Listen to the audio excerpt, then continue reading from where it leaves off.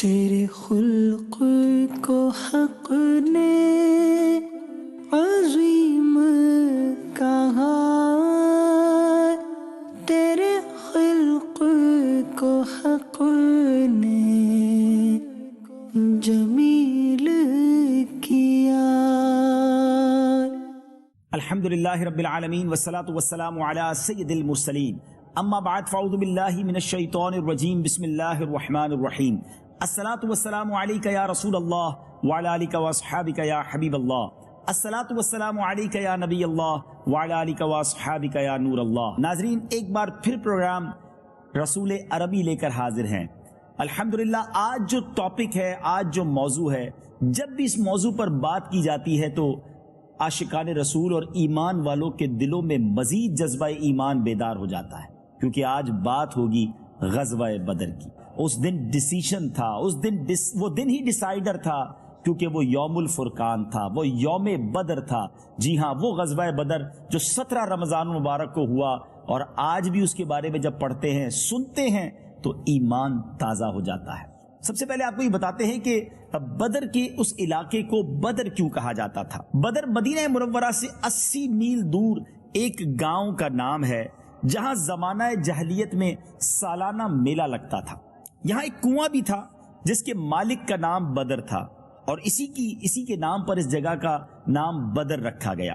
اسی مقام پر جنگ بدر کا وہ عظیم مارکہ ہوا جس میں کفار قریش اور مسلمانوں کے درمیان سخت خون ریزی ہوئی، اور مسلمانوں کو وہ عظیم الشان فتح مبین نصیب ہوئی، جس کے بعد اسلام کی عزت و اقبال میں اضافہ ہی ہوتا چلا گیا، اور کفار کی عظمت جو تھی وہ خاک میں مل گئی، اور اللہ تبارک و تعالیٰ نے جنگ بدر کے دن کا نام یوم الفرقان رکھا۔ جی ہاں، یوم الفرقان اس دن کا نام رب عز و جل نے رکھا۔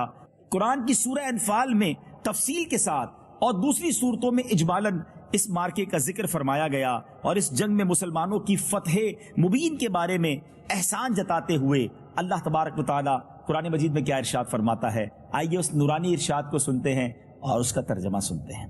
وَلَقَدْ نَصَرَكُمُ اللَّهُ بِبَدْرٍ وَأَنْتُمْ أَذِلَّةٌ فَاتَّقُوا اللَّهَ لَعَلَّكُمْ تَشْكُرُونَ۔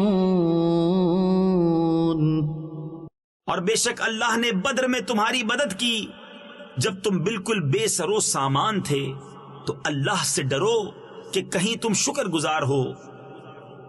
اب ناظرین، 17 رمضان مبارک کو یہ مارکہ ہوا، اور یہاں پر نبی پاک علیہ الصلوۃ والسلام مدینے سے باہر نکل کر، یہ بدر کے میدان میں چونکہ لڑائی ہوئی، یاد رہے کہ یہ جو جنگ بدر تھی، اس کا اصل سبب کیا تھا؟ چونکہ مسلمان مدینے شریف چلے گئے تھے، اور کفار کو کب یہ گوارا تھا کہ مسلمان سکون کی زندگی وہاں گزاریں۔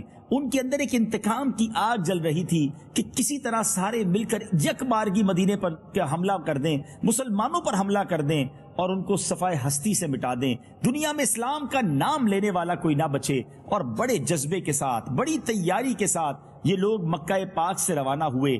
اب نبی پاک علیہ الصلوۃ والسلام جب صحابہ کرام کو مدینہ شریف سے باہر لے کر نکلے، تو انصار صحابہ کی طرف نبی پاک علیہ الصلوۃ والسلام نے توجہ فرمائی، کیونکہ انہوں نے پیارے آقا علیہ الصلوۃ والسلام کے ہاتھوں پر یہ بیعت کی تھی کہ ہم اس وقت تلوار اٹھائیں گے جب کفار مدینے پر چڑھ کر آئیں گے، اور یہاں تو مدینے سے باہر نکل کر جنگ کا معاملہ تھا۔ انصار سے قبیلہ خزرج کے سردار حضرت سعد بن عبادہ رضی اللہ تعالیٰ عنہ نبی پاک کا چہرہ انور دیکھ کر بول اٹھے، یا رسول اللہ صلی اللہ تعالیٰ علیہ وسلم، کیا آپ کا اشارہ ہماری طرف ہے؟ خدا کی قسم ہم وہ جانثار ہیں کہ آپ کا حکم ہو تو ہم سمندر میں کود پڑیں۔ اور ایک انصار کے معزز سردار حضرت مقداد بن اسود رضی اللہ تعالیٰ عنہ نے جوش میں آ کر عرض کیا، یا رسول اللہ صلی اللہ تعالیٰ علیہ وسلم، ہم حضرت موسیٰ علیہ الصلوۃ والسلام کی قوم کی طرح آپ سے یہ نہ کہیں گے کہ آپ اور آپ کا خدا جا کر لڑیں، بلکہ ہم لوگ آپ کے دائیں سے، بائیں سے، آگے سے پیچھے سے لڑیں گے۔ انصار کے ان دونوں سرداروں کی تقریروں کو سن کر نبی پاک علیہ الصلوۃ والسلام کا چہرہ خوشی سے چمک اٹھا۔ ناظرین، یہ عجیب جنگ تھی۔ 313 افراد تھے بدر کے میدان میں ایمان والے، اور سامنے جو لشکر تھا وہ 1000 کا لشکر تھا۔ دونوں طرف اعداد کا بھی، یعنی یوں سمجھا جائے کہ لوگوں کی تعداد کا بھی فرق تھا اور ساز و سامان کا بھی فرق تھا۔ آئیے ذرا کمپیریزن آپ کو پیش کرتا ہوں کہ مسلمانوں کے پاس کیا تھا۔ یاد رہے کہ مسلمانوں کی تعداد 313، ان کے پاس صرف 2 گھوڑے تھے، 70 اونٹ تھے، شکستہ کمانیں، ٹوٹے ہوئے نیزے اور پرانی تلواریں تھیں، مگر ان کا جذبہ ایمانی بے مثال تھا۔ انہیں سامان جنگ پر نہیں، اللہ اور اس کے رسول پر بھروسہ تھا۔ اب جو سامنے لشکر تھا، اوپوننٹ جو تھے، ان کا حال کیا تھا؟ ان کے پاس ان کی تعداد 1000 تھی، 100 برق رفتار گھوڑے تھے۔ مسلمانوں کے پاس 2 گھوڑے تھے، کفار کے پاس 100 گھوڑے تھے۔ ان پر 100 زرہ پوش جنگجو سوار تھے، بلٹ پروف جیکٹ جس کو آپ کہیے، پورے زرہ پوش جنگجو سوار تھے۔ 700 اعلیٰ نسل کے اونٹ، کھانے پینے کے ذخائر کے انبار، اتنا کھانا تھا کہ روزانہ اس لشکر کے لیے 9 10 اونٹ ذبح کیے جاتے اور اس کے کھانے بنائے جاتے۔ ہر شب بزم عیش و نشاط برپا کی جاتی اور یوں سمجھیے کہ ناچ گانوں کی محفلیں منعقد کی جاتی۔ اب شاعر اس کی منظر کشی کیسے کرتا ہے؟ وہ کہتا ہے وہاں سینوں میں کینہ تھا، شکاوت تھی، عداوت تھی، یہاں ذوق شہادت اور ایمان کی حلاوت تھی۔ مجاہد جن کو وعدے یاد تھے آیات قرآن کے، کھڑے تھے صبح سے ڈٹ کر مقابل فوج شیطان کے۔ جو غیرت مند راہ حق میں تھے مصروف جاں بازی، ابد تک نام ان کا ہو گیا اللہ کے غازی۔ شہادت اعلیٰ منزل ہے مسلمانی سعادت کی، وہ خوش قسمت ہے مل جائے جنہیں دولت شہادت کی۔ محمد کی محبت دین حق کی شرط اول ہے، اسی میں اگر ہو خامی تو سب کچھ نامکمل ہے۔ محمد کی غلامی ہے سند آزاد ہونے کی، خدا کے دامن توحید میں آباد ہونے کی۔ سبحان اللہ، سبحان اللہ۔ تو بہرحال ناظرین، اسی جذبے کے ساتھ یہ مجاہدین جو تھے، نبی پاک کے ساتھی جو تھے، یہ بدر کے میدان میں پہنچ گئے۔ اب وہاں نقشہ ہی کچھ اور تھا، اللہ کی مدد کیسے آئی؟ اب ذرا یہ دیکھتے ہیں کہ جب نبی پاک علیہ الصلوۃ والسلام بدر کے میدان میں پہنچ گئے تو وہاں پر جانے سے پہلے کچھ بڑے ایمان افروز واقعات ہوئے۔ بچوں کو واپس بھیج دیا گیا۔ بچے بھی آ گئے تھے کہ ہم نے بھی جانا ہے جہاد کرنے، تو انہیں منع کر دیا گیا۔ انہی میں ایک ننھے منھے سپاہی جو تھے، حضرت سعد بن ابی وقاص رضی اللہ تعالیٰ عنہ کے چھوٹے بھائی حضرت عمیر بن ابی وقاص تھے۔ ایک ننھے سپاہی حضرت عمیر بن ابی وقاص تھے۔ جب ان سے واپس ہونے کو کہا گیا تو وہ مچل گئے، رونے لگے، اس طرح بلک بلک پر رونے لگے کہ نبی پاک علیہ الصلوۃ والسلام نے ان کی تڑپ کو دیکھ کر انہیں بھی ساتھ چلنے کی اجازت دے دی۔ حضرت سعد بن ابی وقاص نے اس ننھے سپاہی کے گلے میں ایک تلوار حمائل کر دی، ایک تلوار گلے میں پہنا دی۔ اب جب مدینہ پاک سے روانہ ہوئے تو پیارے آقا علیہ الصلوۃ والسلام نے حضرت ابن ام مکتوم رضی اللہ تعالیٰ عنہ کو مسجد نبوی شریف کا امام مقرر کر دیا۔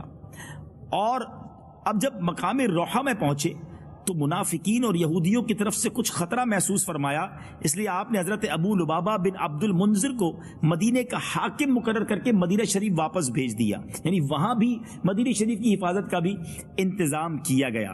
اب جب بدر کی طرف چلے اور وہاں جیسے کہ میں نے بتایا کہ وہاں 1000 کا لشکر ہے، یہاں 313 کا لشکر ہے۔ اب وہاں جانے کے بعد کفار قریش جب بدر میں پہنچے، انہوں نے پہلے ہی، یعنی کفار قریش نے کیا کیا، مسلمانوں سے پہلے ہی بدر میں پہنچ گئے اور بڑی آسان سی سیکیور جگہ پر قبضہ کر لیا۔ نبی پاک علیہ الصلوۃ والسلام شام کے وقت بدر پہنچے تو حضرت علی، حضرت زبیر، حضرت سعد بن ابی وقاص رضی اللہ تعالیٰ کو پہلے میدان کی طرف بھیجا تو دیکھے کہ کفار قریش کے بارے میں خبر لائیں، تو ان حضرات نے قریش کے 2 غلاموں کو پکڑ لیا جو لشکر کفار کے یہ پانی بھرنے پر مقرر تھے۔ نبی پاک علیہ الصلوۃ والسلام نے پوچھا کہ بتاؤ وہاں کون کون سردار آیا ہے، قریش کے بڑے لوگوں میں سے کون کون آئے ہیں؟ تو اس نے بتایا کہ عتبہ بن ربیعہ، شیبہ بن ربیعہ، ابو البختری، حکیم بن حزام، نوفل بن خویلد، حارث بن عامر، نضر بن الحارث، زمعہ بن الاسود، ابو جہل بن حشام، امیہ بن خلف، سہیل بن عمر، عمر بن عبد، عباس بن عبد المطلب وغیرہ سب اس لشکر میں موجود ہیں۔ یہ جب فہرست نبی پاک نے سنی تو کیا تاریخی اعلان فرمایا. نبی پاک نے فرمایا اے مسلمانوں سن لو، مکے نے اپنے جگر کے ٹکڑوں کو تمہاری طرف ڈال دیا. یعنی فل فلیش، فل پاور کے ساتھ ایچ اینڈ ایوری بڈی، یعنی یوں لگتا تھا کہ جتنے سپہ سالار تھے، جتنے بہادر ان کے تھے، جتنے سردار تھے، سب اس تیاری سے آئے تھے کہ بس یک بارگی مسلمانوں کا نام مٹا دینا ہے. یاد رہے ناظرین، اس دن کو یوم الفرقان یعنی فرق کرنے والا دن اس لیے بھی کہا جاتا ہے کہ یہ ڈیسائیڈر تھا، کیونکہ ان کا ارادہ یہ تھا کہ دنیا میں جتنے کلمہ پڑھنے والے ہیں ایک ہی باری میں سب کا صفایا کر دیا جائے. اور واقعی اگر ایسا ہو جاتا تو شاید پھر دنیا میں اللہ کا نام لینے والا کوئی اور نہ ہوتا. آگے آپ سنیں گے کہ نبی پاک نے جب بدر کی رات وہ تاریخی دعا فرمائی، اس میں الفاظ بھی کچھ اسی طرح کے تھے، مگر پھر رب نے کس خوبصورت انداز میں اپنے حبیب علیہ الصلوۃ والسلام کی مدد کی، وہ بھی آپ آگے سنیں گے. اب مسلمانوں کی باری آئی، وہ میدان بدر میں پہنچے تو جو جگہ انہیں ملی وہ ریتیلی تھی، اتنی ریتیلی تھی کہ گھوڑوں کے پاؤں بھی نہیں دھستے تھے، پانی بھی نہیں تھا قریب، کوئی چشمہ بھی نہیں، کوئی کنواں بھی نہیں. تو اب نبی پاک علیہ الصلوۃ والسلام سے ایک صحابی نے پوچھا کہ حضور جہاں آپ ٹھہرے ہیں یہ وحی آپ کو ہوئی ہے یا ٹھہرنے کی یا کوئی فوجی تدبیر ہے؟ نبی پاک علیہ الصلوۃ والسلام نے فرمایا کہ اس بارے میں مجھے کوئی وحی نہیں اتری ہے. پیارے آقا علیہ الصلوۃ والسلام سے انہوں نے عرض کیا کہ حضور پھر ایسا کرتے ہیں کہ پانی کے چشموں کی طرف چلتے ہیں. پیارے آقا علیہ الصلوۃ والسلام نے ان کی رائے پر عمل کیا، تھوڑا آگے گئے. لیکن اب کیا ہوا کہ خدا کی شان کے جس میدان میں پیارے آقا علیہ الصلوۃ والسلام موجود تھے وہاں پر بارش ہو گئی، یعنی یہ مدد کی گئی. وہ ریت جو تھی وہ جم گئی، وہ جگہ یوں سمجھیے کہ ایسی سٹیبل ہو گئی کہ جہاں کھڑا ہونا اور لشکر کو لینا آسان ہو گیا. مسلمانوں نے اس بارش کے پانی کو روک کر حوض بنا لیے، پانی جمع کر لیا، یہ پانی وضو اور غسل کے کام آیا. سبحان اللہ. اور اسی بارش کی وجہ سے جو ان کی پکی زمین تھی اب وہ چکنی ہو گئی، وہاں غیر مسلموں کو تکلیف پہنچی، ان کو اسٹیبل ہونا مشکل ہو گیا. سبحان اللہ. قرآن میں اس بارش کا بھی ذکر ہے، اللہ نے اس مارکے سے پہلے بارش کے ذریعے کیسے مدد فرمائی. آئیے قرآن پاک کی سورہ انفال کی اس آیت کی تلاوت سنیے اور ترجمہ سنیے. وَيُنَزِّلُ عَلَيْكُم مِّنَ السَّمَاءِ مَاءً لِّيُطَهِّرَكُم بِهِ وَيُذْهِبَ عَنكُمْ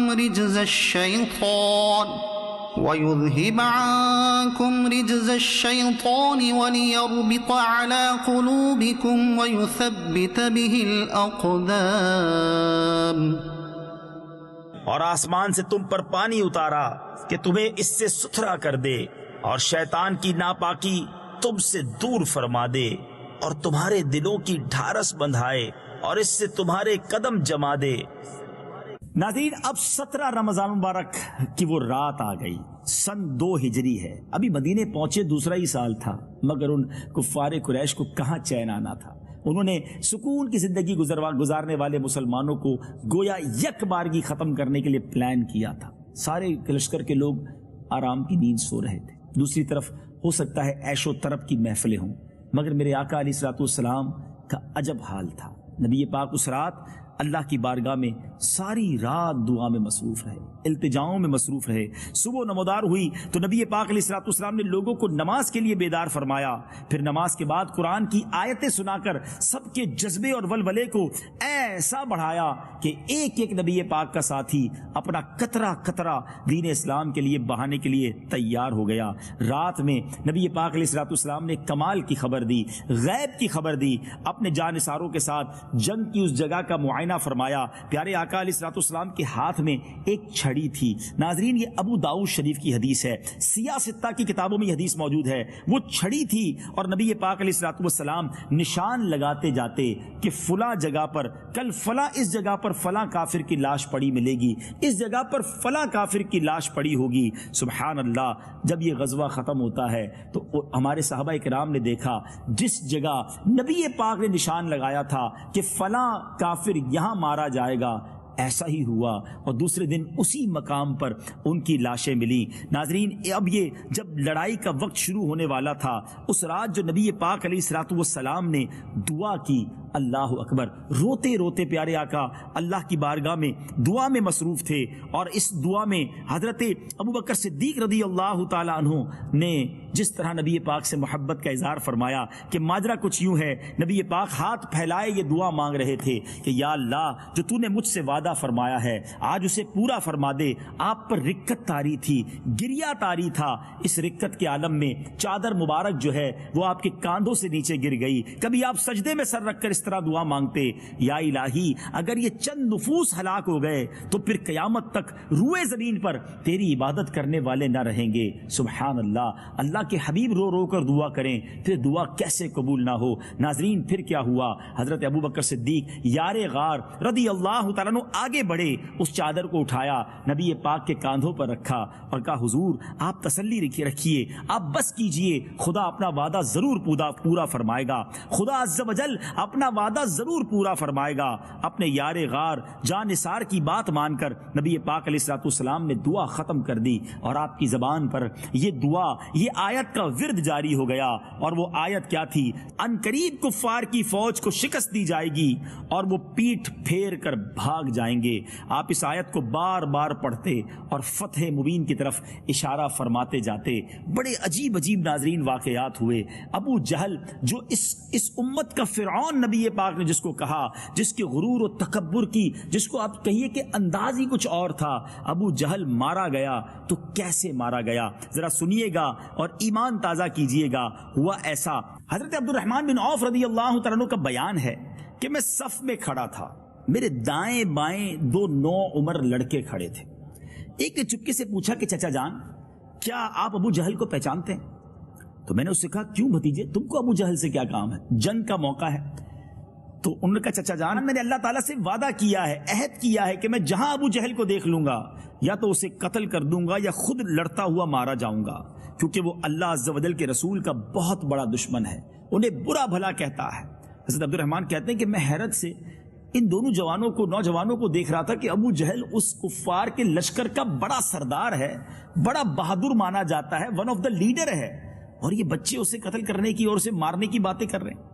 اور اب دوسرے نوجوان نے بھی یہی کہا کہ جیسے ہی ابو جہل میرے سامنے آیا تو میں اس کی طرف جو ہے وہ میں بھی حملہ کر دوں گا۔ اتنی دیر میں حضرت عبد الرحمن بن عوف کہتے ہیں کہ ابو جہل میرے سامنے تلوار لہراتا ہوا آگے سے نکلا تو میں نے نوجوانوں کو اشارہ کر دیا، یہ نوجوان تیر کی طرح گویا اڑتے ہوئے دوڑتے ہوئے ابو جہل کی طرف پہنچے، مار مار کر ابو جہل کو یوں سمجھے کہ زخمی کر دیا اور اسے زخموں کی تاب نہ لا کر وہ زمین پر گر گیا۔ ابو جہل کے بیٹے اکرمہ نے جب دیکھا کہ ان کے والد پر کسی نے حملہ کیا ہے تو اس نوجوان یعنی حضرت معاذ پر وار کیا اور اس وار سے آپ کا ہاتھ جو ہے وہ کٹ گیا۔ اب وہ ہاتھ کٹ گیا تو اس سے تلوار اٹھانا بھی مشکل تھا اور وہ ہاتھ چلنے میں بھی تکلیف دیتا تھا۔ جذبہ دیکھیں کہ وہ ہاتھ چمڑی سے لٹکا ہوا تھا۔ حضرت معاذ نے اپنے پیر سے ہاتھ کو دبایا اور زور سے کھینچ کر اپنے ہاتھ کو اپنے جسم سے الگ کر دیا۔ اب ابو جہل کی آخری سانسیں تھی۔ حضرت عبداللہ ابن مسعود ابو جہل کے پاس سے گزرے، اس وقت اس کی زندگی کی کچھ رمق باقی تھی، تو حضرت عبداللہ بن مسعود نے اس کے سر پر پیر رکھ کے اسے روند ڈالا اور کہا تو ہی ابو جہل ہے، بتا تجھے خدا نے کیسا رسوا کیا ہے۔ مگر ابو جہل کا اس وقت بھی گھمنڈ تھا، اس وقت بھی غرور تھا۔ وہ کہتا ہے مجھے مرنے کا غم نہیں ہے، مجھے غم یہ ہے کہ میں کسانوں کے ہاتھ مارا گیا۔ انصار چونکہ کھیتی باڑی کیا کرتے تھے، اس مردود نے مرتے وقت بھی تکبر کیا، اور نبی پاک علیہ الصلوۃ والسلام جب وہاں سے گزرے تو آقا علیہ الصلوۃ والسلام نے فرمایا ابو جہل اس زمانے کا فرعون ہے۔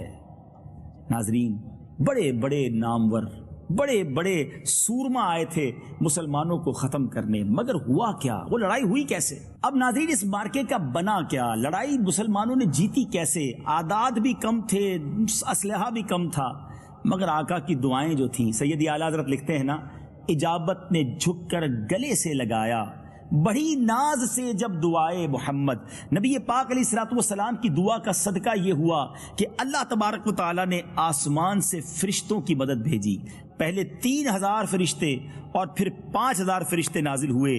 اب فرشتے نظر تو کہیں نہیں آتے تھے، مگر مسلمان جب تلوار اٹھاتے اس سے پہلے کہ کسی کافر کی گردن تک پہنچتی وہ سر پہلے سے کٹ جاتا، اور صحابہ کرام آ کر نبی پاک سے عرض کرتے کہ حضور ہمارے وار کرنے سے پہلے ہی سامنے والا دنیا سے چلا جاتا ہے.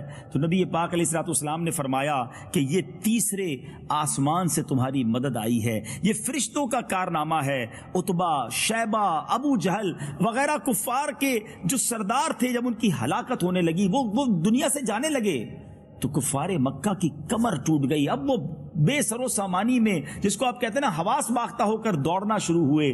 70 مارے گئے، 70 گرفتار ہوئے. مسلمانوں کی طرف سے بھی تقریباً 14 شہادتیں ہوئیں. شہدائے بدر کون کون سے ہیں؟ آئیے مبارک ہستیوں کے نام بھی سنیں. حضرت عبیدہ بن الحارث، حضرت عمیر بن ابی وقاص، حضرت ذو الشمالین، حضرت عاقل بن ابی بکیر، حضرت محجع، حضرت صفوان، حضرت سعد بن خیثمہ، حضرت مبشر بن عبد المنذر، حضرت حارثہ بن سراقہ، حضرت معوذ بن عفرا، حضرت عمیر بن حمام، حضرت رافع بن معلا، حضرت عوف بن عفرا، حضرت یزید بن حارث رضی اللہ تعالی عنہم اجمعین. ان شہدائے بدر میں سے 13 تو میدان بدر ہی میں شہید ہو گئے، مگر حضرت عبیدہ بن حارث رضی اللہ تعالیٰ عنہ چونکہ بدر سے واپسی پر منزل صفرا میں انہوں نے وفات پائی، اس لیے ان کی قبر مبارک منزل صفرا میں ہے.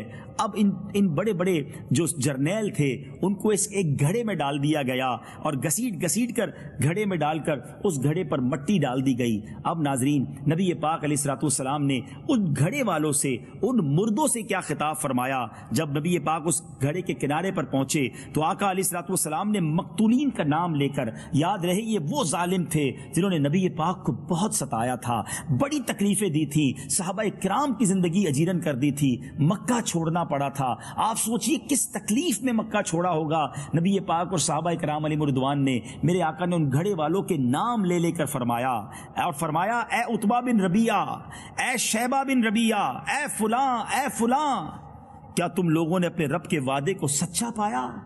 بے شک ہم نے تو اپنے رب کے وعدے کو بالکل ٹھیک سچ پایا. حضرت عمر فاروق رضی اللہ تعالیٰ عنہ نے جب دیکھا کہ نبی پاک علیہ الصلوۃ والسلام کفار کی لاشوں سے خطاب کر رہے ہیں تو تعجب کیا اور عرض کی حضور یا رسول اللہ آپ ان بے روح جسموں سے کلام کر رہے ہیں؟ تو نبی پاک علیہ الصلوۃ والسلام نے ارشاد فرمایا اے عمر، قسم خدا کی جس کے قبضہ قدرت میں میری جان ہے، تم زندہ لوگ میری بات کو ان سے زیادہ نہیں سن سکتے، لیکن اتنی بات یہ ہے کہ مردے جواب نہیں دے سکتے. یہ میں نے آپ کو بخاری شریف کی حدیث سنائی ہے، شاید اس حدیث سے بہت سارے کنفیوژن ختم ہو جائیں گے. ناظرین، بخاری شریف کی اس حدیث سے کیا شاندار مسئلہ ثابت ہوا، شاید بہت ساری کنفیوژن ختم ہو جائیں گی. جب کفار کے مردے سنتے ہیں تو پھر مومنین خصوصاً اولیاء، شہداء، انبیاء وفات کے بعد یقیناً ہمارے سلام سنتے ہیں، ہماری فریادیں سنتے ہیں. نبی پاک علیہ الصلوۃ والسلام نے جب کفار کی مردہ لاشوں کو پکارا تو پھر خدا کے برگزیدہ بندوں یعنی ولیوں، شہیدوں اور نبیوں کو ان کی وفات کے بعد پکارنا بھلا کہاں ناجائز ہوگا؟ بلکہ اب تو بڑا آسان ہے سمجھنا. نبی پاک کی ایک بڑی پیاری دعا ہے جو قبرستان میں پڑھنے والی ہے. آقا علیہ الصلوۃ والسلام جب مسلمانوں کی قبروں کے پاس تشریف لے جاتے تو فرماتے السلام علیکم یا اہل القبور یغفر اللہ لنا ولکم وانتم سلفنا ونحن بالاثر. اے قبر والو، تم پر سلام ہو، خدا ہماری اور تمہاری مغفرت فرمائے، تم لوگ ہم سے پہلے چلے گئے، ہم تمہارے بعد آنے والے. اور یہ دعا ہمارے لیے بھی سنت ہے. جب ہم قبرستان جائیں تو کتنا آسان ہے سمجھنا کہ جب عام مسلمانوں کے قبرستان میں جا کر ہم انہیں السلام علیکم یا اہل القبور کہہ سکتے ہیں تو پھر یا رسول اللہ کہنا، یا غوث اعظم کہنا، یا داتا کہنا، یہ تو شریعت کے عین مطابق ہے. امید ہے کہ یہ کنفیوژن بھی دور ہو گئی ہوگی. بہرحال آج کے پروگرام میں ہم نے بدر کے اس عظیم مارکے کے بارے میں مختصر سنا. یقین کریں ڈیٹیل تو بہت ساری ہے مگر ہمارے پروگرام کا وقت کم ہوتا ہے. برائے کرم سیرت مصطفیٰ پڑھیے، نبی پاک علیہ الصلوۃ والسلام کی سیرت کے بارے میں خود بھی جانیے اور اپنے بچوں کو بھی بتائیے. اس سے مزید عظمت مصطفیٰ دل میں بڑھتی ہے اور احساس ہوتا ہے کہ نبی پاک علیہ الصلوۃ والسلام کی خوشی کے لیے، پیارے آقا علیہ الصلوۃ والسلام اور صحابہ کی مدد کے لیے بدر کے میدان میں کس طرح فرشتوں کی فوج نازل کی گئی اور کیوں نہ نازل کی جائے. میرے آقا فرشتوں کے بھی تو آقا ہیں. مدنی چینل دیکھتے رہیے. اگلے پروگرام میں پھر ملاقات ہوگی. دعاؤں میں بھی یاد رکھیے گا. صلو علی الحبیب صلی اللہ تعالی علی محمد صلی اللہ علیہ وسلم. تیرے خلق کو حق نے عظیم